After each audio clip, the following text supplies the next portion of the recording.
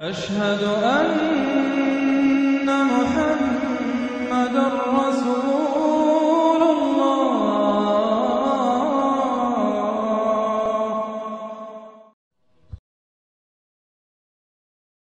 السلام عليكم ورحمة الله وبركاته أعوذ بالله من الشيطان الرجيم بسم الله الرحمن الرحيم voice mariner অগণিত দর্শক শ্রোতাকে আন্তরিক সালাম ও মোবারকবাদ এবং ঈদ মোবারক জানিয়ে শুরু করছি আমাদের সাপ্তাহিক আয়োজন সত্যের সন্ধানে। প্রিয় দর্শক, পবিত্র রমজান এবং পবিত্র ঈদুল ফিতরের পর আমাদের আজকের এই প্রথম আয়োজন। আজকে সত্যের সন্ধানের এই অনুষ্ঠানে আমরা আলোচনার বিষয় নির্ধারণ করেছি ইসলামের দৃষ্টিতে চক্ষু হেফাজত।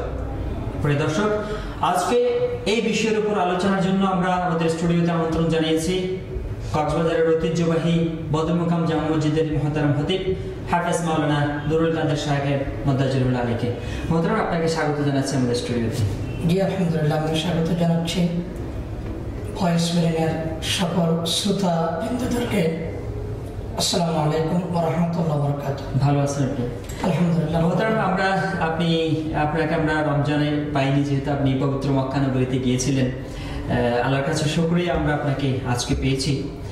তো মুহতারাম, আমরা সরাসরি আমাদের বিষয়বস্তুর উপর আলোচনায় আমরা চলে যেতে পারি যে ইসলামের দৃষ্টিতে চক্ষু হেফাজত। মুহতারাম, আমরা আল্লাহ পাক আমাদেরকে যে দুটি চক্ষু দান করেছেন সেই চক্ষুকে হেফাজত করার কথা বলা হয়েছে এবং ইসলামের দৃষ্টিতে সেটিকে হেফাজতের কথা বলা হচ্ছে। আমরা আসলে বিষয়টি সম্পর্কে আমরা কি বুঝি যে ইসলামের দৃষ্টিতে চক্ষু হেফাজত? আলহামদুলিল্লাহ ওয়া কাফা ওয়া সালামুন আলা ইবাদিহিল্লাযীনা ইসতাফা, আম্মা বা'দ। বিসমিল্লাহির রাহমানির রাহিম। কুল লিল মুমিনিনা ইয়াগুদ্দু মিন আবসারিহিম ওয়া ইয়াহফাযু ফুরুজাহুম যালিকা আযকা লাহুম। কোরআনে কারীমে আল্লাহ পাক পুরুষ এবং নারী উভয়কে চক্ষু হেফাজতের বিধান করেছেন। জি, উভয় পার্টিরা যেন চক্ষুকে হেফাজত করে। মূলত মানুষের মাথা থেকে পা পর্যন্ত পুরো বডি, এটা আল্লাহ পাকের পক্ষ থেকে একটা বড় নিয়ামত, যার কোনো বিকল্প নেই। জি, কোরআনে কারীমে আল্লাহ পাক বিধান করেছেন যে তোমরা পুরুষেরা চক্ষুকে হেফাজত করো এবং মেয়েরাও চক্ষুকে হেফাজত করো। এখানে তোমাদের পবিত্রতা, শারীরিক পবিত্রতা প্লাস দুনিয়া এবং আখিরাতের উভয়ের পবিত্রতা,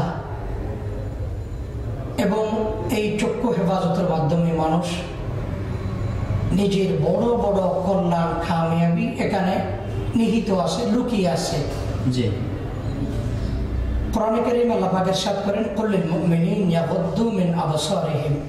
হে নবী, আপনি বলে দিন আপনার উম্মতদেরকে, মুমিনদেরকে, তারা যাতে চক্ষুকে হেফাজত করে। যেহেতু আমাদের এই পৃথিবীতে মানুষ যত বড় বড় মুসিবতে বিপদের সম্মুখীন হচ্ছে, যৌন হাইরানি থেকে নেয়া, বিভিন্ন অপকর্ম, জেনা বদমাশি নেয়া, সমস্ত অপকর্ম ঘটনার মূল বলতে গেলে মানুষের চক্ষু। মানুষ যদি চক্ষুকে নিয়ন্ত্রণ করতে পারে, কোরআনে কারীমের আয়াতের আলোকে বলা যাবে যে সকল প্রকারের অপকর্ম থেকে মানুষ বেঁচে যাবে। এবং মানুষের শারীরিকভাবে যেমনিভাবে অপকর্মে জড়িত হতে পারে, চক্ষু দ্বারাও মানুষ অপকর্মে জড়িত হতে পারে। হাদিসে পাকে আল্লাহ পাক রাসূল ইরশাদ করেন, ক্বালা রাসূলুল্লাহ সাল্লাল্লাহু আলাইহি ওয়াসাল্লাম, আল আইনানে তাজনিয়ানে ওয়া জানাহুমা আন নাসর। রাসূল ইরশাদ করেন, আল্লাহ পাক রাসূল ইরশাদ করেন, মানুষের দুই চক্ষু অপকর্মে জড়িত হতে পারে। তো চক্ষুর অপকর্মের অর্থ হলো বারবার পুরো নারীর প্রতি দৃষ্টি রাখা। নজরে আউয়াল, প্রথমবার দৃষ্টি পড়লো, মনে করেন কোন একজন মহিলার উপর একবার দৃষ্টি পড়লো, এটা প্রাথমিকভাবে আল্লাহ পাকের পক্ষ থেকে ক্ষমা, মাফ। এটা আমি বুঝতে পারলাম যে উনি একজন মহিলা, পরনারী, যাকে আমি শাদী করতে চাইলে শাদী করা যাবে এমন একজন মহিলা, তার উপর নজর একবার পড়ছে সেটা ভাব, আমি ইচ্ছে করে তৃপ্তি অর্জনের জন্য, স্বাদ গ্রহণের জন্য আমি যদি বারবার দৃষ্টি রাখি, বারবার ওনার দিকে থাকি, এটা গুনাহের সগীরা থেকে নিয়ে আমাকে গুনাহের কবিরা পর্যন্ত পৌঁছিয়ে দেবে। এটা বড় মারাত্মক। মূলত চক্ষুকে হেফাজত করতে পারলে, আমি এই কথাই বলবো, কোরআন এবং হাদিসের দৃষ্টিতে মানুষ বড় বড় বিপদ থেকে রক্ষা পেয়ে যাবে। হাদিসে পাকে আসছে, নবী আলাইহিস সালাম ইরশাদ করেন, আন নজরু সাহমুম মিন সাহামি ইবলিস। জি, নজর, দৃষ্টি ইবলিসের কুমন্ত্রণা থেকে একটা কুমন্ত্রণা, কুদৃষ্টি থেকে একটা কুদৃষ্টি, অর্থাৎ খারাপ ধারণা রেখে বারবার নজর রাখা, এটা ইবলিসের নজর। হাদিসে এভাবে ব্যাখ্যা দেওয়া হয়েছে। এই জন্য বলছি চক্ষুকে হেফাজত করা অত্যন্ত জরুরি। আমরা এখানে আর একটি বিষয় আমরা আলোচনা করতে পারি যে আল্লাহ রাসূল সাল্লাল্লাহু আলাইহি ওয়াসাল্লাম যেটি বলেছেন যে প্রথম নজর, আমরা হঠাৎ যদি একজন পুরুষ একজন পরনারীর প্রতি যদি দৃষ্টি পড়ে, তিনি যেন এটি করেন যে প্রথম দৃষ্টি হয়তো তার, কিন্তু দ্বিতীয় দৃষ্টি যে এই নারীটি দেখলো তার সে আবার ফিরে তাকালো, অর্থাৎ এই দৃষ্টিটা দিতে নিষেধ করেছেন। মানে দ্বিতীয় দৃষ্টি, প্রথম দৃষ্টি হচ্ছে ওই মানুষটা, হ্যাঁ, দ্বিতীয় দৃষ্টি করলে গুনাহ আরম্ভ হয়ে যাবে। জি, সগীরা গুনাহ ইচ্ছা করে বারবার দিলে গুনাহ আরম্ভ হয়ে যাবে। অনিচ্ছায় পড়ে গেছে, এখানে কোনো গুনাহ হবে না। আল্লাহ পাক হলো মাফ করে দিন, দোয়া চাইতেছি আল্লাহর দরবারে, গুনাহ হবে না। বলছি এখানে দৃষ্টির হেফাজতের কথা শুধু পুরুষদের বলা হয়নি। কোরআন কারীমে আসছে, ওয়াকুল্লিল মুমিনাত ইয়াগদুদনা মিন আবসারিহিন্না ওয়া ইয়াহফাজনা ফুরুজাহুন্না। নারীদেরকেও বলা হয়েছে যে তোমরাও চক্ষুকে হেফাজত করো। কলেজে যাচ্ছে, ইউনিভার্সিটিতে যাচ্ছে, স্কুলে যাচ্ছে, রাস্তায়, মাঠে, ময়দানে চলাফেরা করছে, যার যার চক্ষু যদি আপন চক্ষু যদি হেফাজত করে, ইনশাআল্লাহ জীবনে কোনোদিন উভয় পার্টি কেউ খারাপ কোনো অঘটনের জীবনে পড়বে না চক্ষুকে হেফাজত করলে। আমরা আসলে জীবনে একটি বিষয় আমাদের আসলে যেটি আমরা দর্শকদের উদ্দেশ্যে বলতে চাই, আমরা যারা মুসলমান জাতি রয়েছি, যে দৃষ্টিটা আমরা বাবার দিকে দিতে পারি, মায়ের দিকে দিতে পারি, নিজের রক্তের যে জন্মের বোন রয়েছে তার প্রতি, নিজের স্ত্রীর প্রতি। আমরা এখানে বিশেষ করে যে আলোচনায় আমরা আসতে চাচ্ছি সেটা হচ্ছে পরনারীর প্রতি, যে পরনারী, যে এই বিষয়টা আমরা যে কিভাবে ওই জায়গাতে দৃষ্টি মূলত কোরআনে কারীমে হাদিসে পাকের বিভিন্ন জায়গায় আসছে, দৃষ্টিকে পরনারী থেকে হেফাজত রাখো এবং কোনো মানুষকে খারাপ ঘৃণিত মনে করে, সাধারণ মনে করে, তুচ্ছ মনে করে কারো প্রতি দৃষ্টি রাখা থেকে তুমি দৃষ্টিকে হেফাজত রাখো। জি, পরনারীর দৃষ্টি এবং ঘৃণার দৃষ্টি, অন্য দৃষ্টি জায়েজ, শুধু জায়েজ না, বরং সে আমরা যদি আমাদের পিতা মাতার প্রতি এরকম করে নজর করি যে এরা আমার জনক জননী, আমার দুজন পিতা মাতা, মা বাবা, এরকম একটা সম্মান শ্রদ্ধার দৃষ্টি পিতা মাতার প্রতি রাখি, হাদিসে পাকে আসছে এক হজ এবং এক উমরার সওয়াব ওই সন্তানের আমলনামায় লিপিবদ্ধ হয়ে যাবে। এবং হাদিসে পাকে এটাও তো আসছে, কোনো স্বামী যদি বিবির প্রতি ভালোবাসার দৃষ্টি রাখে এবং কোনো বিবি যদি স্বামীর প্রতি ভালোবাসার দৃষ্টি রাখে, হাদিসে আসছে আল্লাহ পাক দুইজনের প্রতি রহমতের দৃষ্টি রাখেন, আল্লাহ পাক দয়ার দৃষ্টি রাখেন। দেখেন আসলে যে এটা তো ফজিলতের কথা বলছি, যেখানে রাখার অনুমতি আছে এখানে রাখলে সওয়াব আর সওয়াব, আর যেখানে রাখার জন্য নিষেধাজ্ঞা রয়েছে এখানে রাখলে তো গুনাহ আর গুনাহ। মূলত আমরা চক্ষুকে হেফাজত করতেছি একটা কারণ আছে। পুরা বোর্ড এটা আমরা আল্লাহ পাকের পক্ষ থেকে পেয়েছি ফ্রি, বিল বাজেট দিতে হয়নি।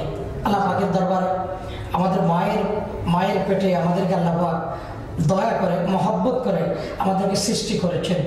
আমরা আল্লাহর দরবারে সৃষ্টি করার জন্য দোয়া করি নাই, প্রার্থনা করি নাই, সওয়াল করি নাই, কোনো ধরনের ফরিয়াদ করি নাই।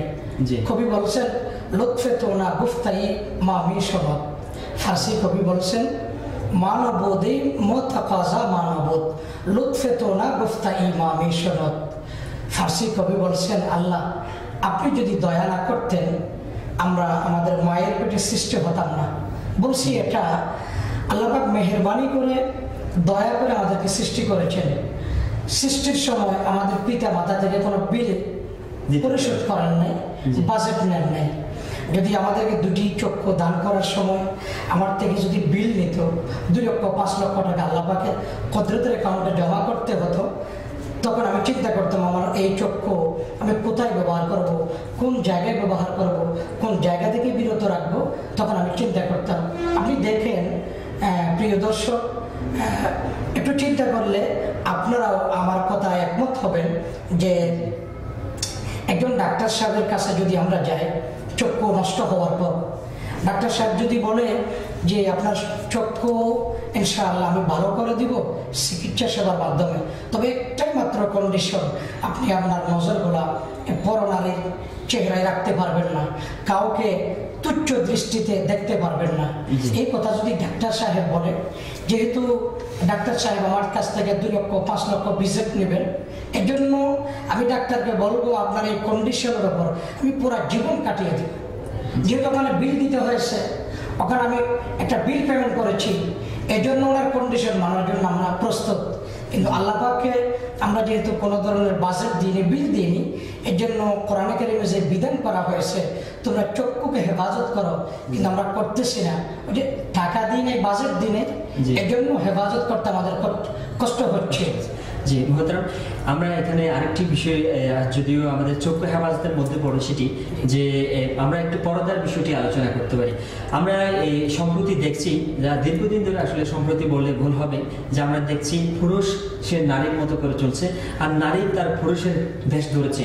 একজন নারী সে ঘর থেকে যখন বের হচ্ছে সে এমনভাবে কাপড় চোপড় পরিধান করে বের হচ্ছে যে কোনো একটা পুরুষ তার দিকে হয়তো অনুচাক ভাবে তাকে তাকাচ্ছে হচ্ছে, পাশাপাশি একজন পুরুষও তার পোশাক, একজন নারীও সেখান থেকে রক্ষা পাচ্ছে না। বিষয়টাকে আপনি কিভাবে দেখছেন?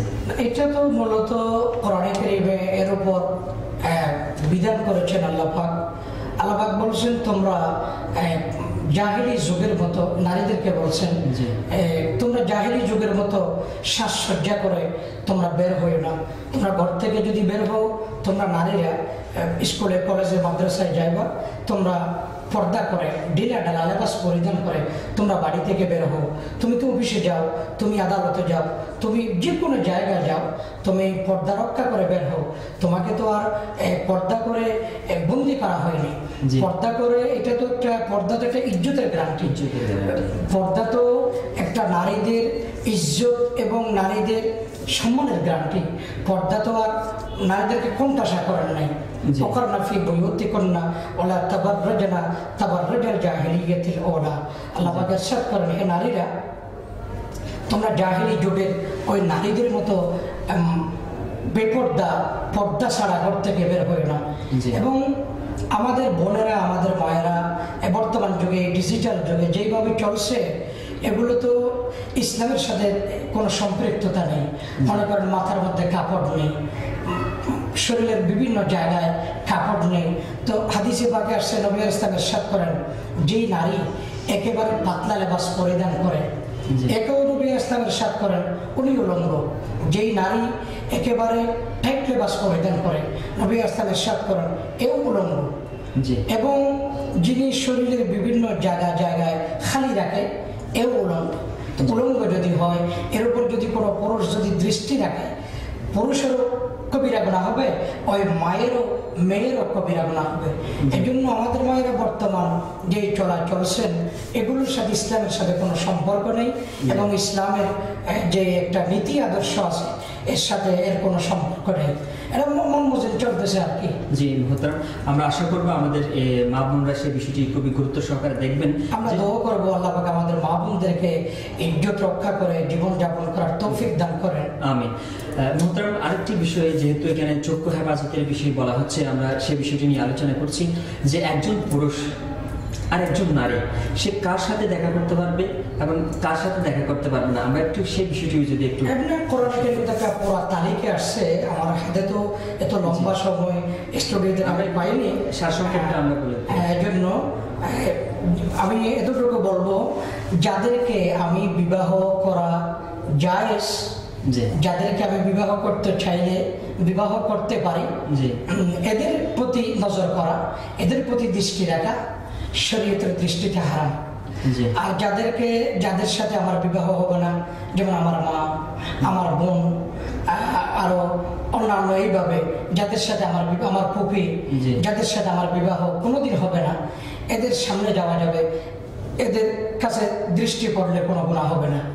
আর মনে করেন আমার ভাবি বা আমার চাচাতো বোন, আমার ফুফাতো বোন, আমার মামাতো বোন, আমার তালতো বোন, এগুলো তো আমাদের দেশে তো মনে করেন এই চাচাতো বোন, খালাতো বোন, আর অন্যান্য যে তালতো বোন, এগুলোর সাথে কথা বলতে পারা, এগুলোর সাথে আড্ডা করা একটা সাধারণ ব্যাপার মনে করে আমাদের দেশে। আমাদের অনেক ভাইয়েরা, ডিজিটাল যুগের আমার অনেক ভাইয়েরা মনে করে এদের সাথে আড্ডা করা তো ঠিক স্বাভাবিক ব্যাপার সেবার। আসলে না, প্রিয় বন্ধুগণ, বিরক্ত হবেন না, আপনারা চিন্তা করবেন এটা ইসলামের দৃষ্টিতে একেবারে নাজায়েজ, একেবারে হারাম। আর মোহতারাম, আমরা যদি আল্লাহর সেই আদেশের বিরুদ্ধে গিয়ে যদি আমরা দৃষ্টিকে যদি আমরা হেফাজত না করি, বিরুদ্ধে যাই, তাহলে তো নিশ্চয়ই আল্লাহ পাক রব্বুল আলামিন কিয়ামতের মাঠে অবশ্যই আমাদের জন্য শাস্তি নির্ধারণ করে রেখেছেন। আমাদের এই চক্ষু, আমরা যদি এই চক্ষুকে হেফাজত করতে পারি, আমার এই চক্ষু যদি নিয়ন্ত্রণ করতে পারি, হয়তো এই চক্ষুর মাধ্যমে ইনশাআল্লাহ আমরা সোজা জান্নাতে যেতে পারি, এই চক্ষু হেফাজতের মাধ্যমে। আর আমরা যদি চক্ষুকে নিয়ন্ত্রণ না করি, হয়তো আমার এই চক্ষু আমাকে জাহান্নাম পর্যন্ত পৌঁছিয়ে দিবেন। জি, আল্লাহ আমাদেরকে সে জায়গা থেকে বিরত থাকার তৌফিক দান করুন। আমি একটা যদি ইতিহাস বলতে পারি, প্রিয় দর্শক, ওবাইদুল্লাহ ইবনে জাররাহ রাদিয়াল্লাহু আনহু, আল্লাহ পাকের রাসূলের একজন বড় সাহাবী, উনি মুসলমানের একজন সেনাপতি, সেনাপ্রধান। কাফেরদের সঙ্গে মুশরিকদের একটা বড় দল, তাদের সাথে মুসলমানের একটা সংঘর্ষ হয়েছে হযরত ওমর ফারুক রাদিয়াল্লাহু আনহুর যুগে। মুসলমানদের সেনাপতি ওবাইদুল্লাহ ইবনে জাররাহ, ওইদিকে কাফের মুশরিকরা আসেন। এক পর্যায়ে মুসলমানরা কাফের মুশরিকদেরকে ঘিরে ফেলছে, সংঘর্ষের মাধ্যমে ঘিরে ফেলছে।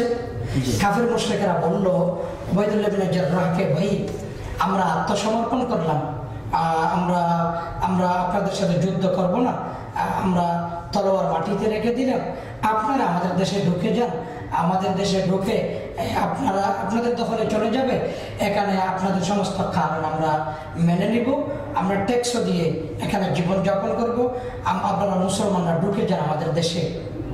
ওবাইদুল্লাহ ইবনে জাররাহ চিন্তা করছেন, এরা 3 ঘন্টা আগেও বলছিল যে আমরা যুদ্ধ পরিচালনা করে যাব, আর 3 ঘন্টা পরে বলছেন আমরা আত্মসমর্পণ করলাম। ওবাইদুল্লাহ ইবনে জাররাহ চিন্তা করছেন এখানে কোনো একটা কারণ হতে পারে, এটা একটা ষড়যন্ত্র বা পায়তারা হতে পারে। সেরকম চিন্তা করে মুসলিম সকল সৈনিকদের ডাকলেন, তাদেরকে বললেন, ভাই, আমাদেরকে এখন কাফেরদের কিল্লায় ঢোকার জন্য অনুমতি দেওয়া হয়েছে, এরা আমাদের সাথে যুদ্ধ করবে না, চলো আমরা ঢুকে যাই, তবে একটা কন্ডিশন তোমাদেরকে দেওয়া হবে যে তোমরা ডানে বামে কোনো দিকে তোমরা নজর রাখবা না, দৃষ্টি রাখবা না। সাহাবীরা ওবাইদুল্লাহ ইবনে জাররাহ রাদিয়াল্লাহু আনহুর যে আদেশ, এটা তো কোরআনে কারীমের একদিকে বিধান, অন্যদিকে অপরস্তের আদেশ। এজন্য সাহাবীরা ওই দেশে ঢুকতেছেন, একেবারে বিন্দু পরিমাণ ডানে বামে দেখতেছে না, ডানাও দেখতেছে না, বামও দেখতেছে না। মূলত কাফের মুশরিকরা এখানে একটা ষড়যন্ত্র করছে, এদের যুবতী মহিলাদেরকে সুসজ্জিত করে রাস্তার ডানে বামে তারা দাঁড় করে দিয়েছেন। আর মহিলাদেরকে বলে দেওয়া হয়েছে যে মুসলমানেরা ঢুকবে, এরা বাড়ি থেকে বের হয়েছে 1-2 মাস আগে, তোমরা নারীদেরকে দেখলে হয়তো তোমাদের প্রতি অগ্রসর হতে পারে, আকর্ষণ হতে পারে, তোমাদের সাথে যদি কোনো ধরনের কথা বলতে চায় তোমরা অগ্রসর হয়ে আরো বেশি কথা বলবা, তারা যেইভাবে আচরণ করতে চায় তোমরা সেইভাবে ব্যবহার হবা। ওই নারীদেরকে বলে দেওয়া হয়েছে। এখন মুসলমানরা ঢুকতেছে, ডানা বামে দেখতেছে না, সোজা যাইতেছে। নারীরা চিন্তা করতেছে মুসলমানরা আমাদের দিকে বিন্দু পরিমাণও তাকাচ্ছে না, ঘটনাটা কি? নারীরা পিছন দিকে চলে যাইতেছে। মুসলমানরা যাইতে যাইতে মুশরিকদের, কাফেরদের মূল যে আস্থানা, ওখানে যখন পৌঁছে গেল, চতুর্দিক থেকে কাফেরেরা মুশরিকরা আসলো, এরা জিজ্ঞেস করলো মুসলমানের সেনাপতির কাছে ওবাইদুল্লাহ ইবনে জাররাহ রাদিয়াল্লাহু আনহুর কাছে, ভাই আপনারা তো মুসলিম, 1-2 মাস ধরে ঘর থেকে বের হলে রাস্তার দুই পাশে সুসজ্জিত মহিলারা আসেন, আপনাদের কোনো সৈনিকেরা কোনো মহিলার প্রতি একটা নজরও দেন নাই, ঘটনাটা কি? জি।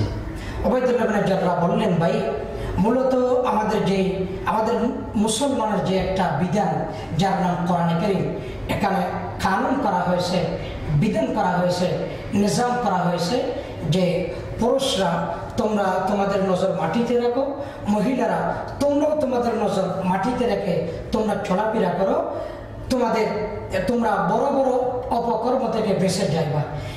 ওবাইদুল্লাহ ইবনে জাররাহ বললেন, একদিকে আমাদের কোরআনের বিধান, অন্যদিকে এটা একটা সামাজিক ব্যাপার, সেবা, নজরকে হেফাজত রাখা এটা একটা সামাজিকও ব্যাপার। নজরকে বারবার দিলে আমাদের দেশে বলবে এই তো একটা আপান্ডি লোক, খারাপ লোক, সমাজও বলবে। কোরআনে কারীমের কানুন তো আসেই, সমাজের লোকও বলবে এটা একটা বদমাশ শ্রেণীর লোক, সমাজ বলবে। এই জন্য আমরা ডানে বামে নজর দিইনি। তো কাফের মুশরিকেরা বললেন, ভাই কোরআনে কারীমে কি এরকম একটা বিধান আছে নাকি যে নজরকে নিচে রেখে চলবা, পুরুষ মহিলারা উভয় নজরকে নিচে রেখে চলবা, এরকম একটা বিধান আছে নাকি? আমরা তো জীবনও শুনি নাই। ওবাইদুল্লাহ ইবনে জাররাহ বললেন, হ্যাঁ এটা কোরআনে কারীমে আছে। সকল কাফের মুশরিকরা অল্প কিছু ছাড়া সকলে বলল, কোরআনে কারীমে যদি এইরকম একটা আদর্শ থাকে, এর উপরও যদি আমাদের জীবন যাপন হয়, আমাদের পুরো জীবন সংশোধন হয়ে যাবে। এজন্য আমরা সকল কাফের মুশরিকরা আজকে আপনাদের হাতে কলিমা পড়ে মুসলমান হয়ে যাচ্ছে। সুবহানাল্লাহ। এই জন্য প্রিয় দর্শক, নজরকে হেফাজতের কারণে, দৃষ্টির হেফাজতের কারণে হাজার হাজার কাফের মুশরিকরা মুসলমান হয়ে গেছে। এটা একটা বড় ব্যাপার সেবার। এরপরও নিজের নিচে রাখার কথা বলা হয়েছে, আরেকটা কারণ আছে। জি। কোরআনে কারীমে আসছে, ইবলিসকে যখন আল্লাহ পাক জান্নাত থেকে বের করে দিলেন, ইবলিস বলল, আল্লাহ আপনি যাদের উপর অসন্তুষ্ট, নারাজ, আমি তাদেরকে গোমরা করব, পথভ্রষ্ট করব। আল্লাহ পাক বলেন, আমি যাদের উপর নারাজ, তুমি তাদেরকে পথভ্রষ্ট করতে পারো, অসুবিধা নেই। ইবলিস আল্লাহ পাককে বলছেন, লাআতিয়ান্নাহুম মিন বাইনি আইদিহিম ওয়া মিন খালফিহিম। আল্লাহ আপনি যাদের উপর অসন্তুষ্ট, আমি তাদের সামনে থেকে আক্রমণ করব। লাআতিয়ান্নাহুম মিন বাইনি আইদিহিম ওয়া মিন খালফিহিম, আমি তাদের পিছন দিকে আক্রমণ করব। ওয়া আন আইবানিহিম ওয়া আন শামাইলিহিম, আমি তাদের ডান দিক থেকে আক্রমণ করব, আমি তাদের বাম দিক থেকে আক্রমণ করব। এখানে কোরআনে কারীমের আয়াতে বলা হয়েছে, ইবলিস আল্লাহ পাককে বলছেন চতুর্দিক থেকে আক্রমণ করবেন, কিন্তু ইবলিস বলেন নাই উপর দিক থেকে আক্রমণ করব, নিচের দিক থেকে আক্রমণ করব। এটা ইবলিস ভুলের কারণে বলতে পারেনি। এজন্য কোন লোক যদি হাত দুটোকে আল্লাহর দরবারে যদি উঠাইয়া দোয়া করে, আল্লাহ চতুর্দিকের আক্রমণ থেকে আমাকে বাঁচাও, এই লোক আল্লাহর কাছে যদি দোয়া করে সরাসরি দৃষ্টি যদি উপরের দিকে দেয়, তাহলে যেহেতু উপরের দিকে আল্লাহ আছেন, এজন্য উনি জেনা অপকর্ম থেকে বেঁচে যাবেন। তদ্রূপভাবে কোনো ব্যক্তির নজর যদি নিচের দিকে রাখে, যেহেতু ইবলিস নিচের দিকে আক্রমণ করার কথা আল্লাহ পাকে বলেননি, এই জন্য ইবলিস নিচের দিকে আক্রমণ করার সুযোগ নেই। এই জন্য আমাদের প্রিয় যুবক যুবতীরা যদি চলাফেরার সময় উভয়ের দৃষ্টি যদি মাটিতে রাখে, যেহেতু ইবলিস ওই রাস্তায় আসতে পারবে না, ওই রাস্তা দিয়ে আক্রমণ করতে পারবে না। এই জন্য আমি আমার স্কুলে যাওয়ার সময়, মাদ্রাসায় যাওয়ার সময়, কলেজ ভার্সিটিতে যাওয়ার সময়, অফিস আদালতে যাওয়ার সময় আমি যদি আমার নজরকে হেফাজত করে মাটির দিকে রাখি, ইবলিস আমাকে আক্রমণ করতে পারবে না, যার কারণে আমি সকল প্রকারের অপকর্ম, মারাত্মক ধরনের কতল, হত্যা, জেনা, বদমাশি থেকে আমি বেঁচতে পারি।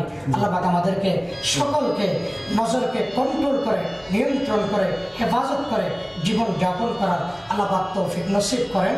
আমিন। আমিন। মহতরম, আপনাকে অসংখ্য ধন্যবাদ। আপনি খুবই গুরুত্বপূর্ণ আলোচনা করেছেন এই দৃষ্টির ব্যাপারটি নিয়ে। প্রিয় দর্শক, আমরাও চাইব সেই ওবাইদুল্লাহ ইবনে জাররার মতো আমরা যারা মুসলমান রয়েছি, আমরা যারা যুবক ভাইয়েরা রয়েছি, আমরা সেই ওবাইদুল্লাহ ইবনে জাররার আদর্শকে আমরা গ্রহণ করার চেষ্টা করবো। আল্লাহ আমাদেরকে তৌফিক দান করুন। আজ প্রিয় দর্শক, আজ আমাদের হাতে একেবারে সময় নেই। আমরা সত্যের সন্ধানের আজকের এই অনুষ্ঠান আমরা এখানে শেষ করছি। আগামীতে আরো অনুষ্ঠান দেখার আমন্ত্রণ জানিয়ে এবং আজকের সম্মানিত অতিথিকে ধন্যবাদ জানিয়ে এখানে শেষ করছি। ওয়া মা তাওফিক ইল্লা বিল্লাহ। আসসালামু আলাইকুম ওয়া রাহমাতুল্লাহ।